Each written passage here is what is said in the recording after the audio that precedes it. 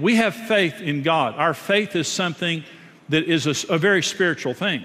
And faith tells us to change. Faith, if you're following God, God's going to tell you to change. God's going to tell you to step out. God's going to tell you to do something without evidence. That's what faith is. If you had evidence, you wouldn't need faith. So God comes to Abraham in Ur of the Chaldees, where he had lived all of his life and all of his ancestors had lived. God comes to Abraham and says, I want you to leave and go to a place I'm not going to tell you where it is. And in Hebrews 11, the language that's used in Hebrews 11 means while those words were still ringing in his ears, he walked out. He didn't delay.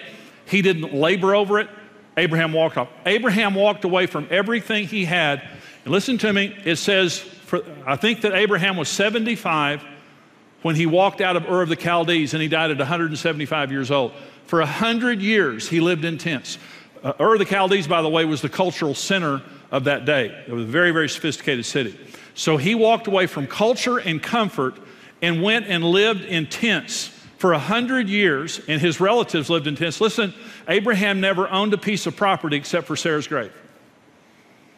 Generations later, the children of Israel would come and possess the land. But Abraham was a wanderer. The minute that God came to Abraham and said, I want you to leave, I want you to go to a place, I'm not going to tell you where it is, it says that Abraham walked out, because what Abraham wanted was a city that has foundations, whose builder and maker is God. Abraham wasn't focused on a promised land, he was focused on heaven. He was waiting for something eternal. Some of the things we do in this life, the only reward we're going to get is going to be in heaven. And this is not my home, heaven is my home. And when we get too attached to material things, our faith evaporates, because we're trying to hold on to something.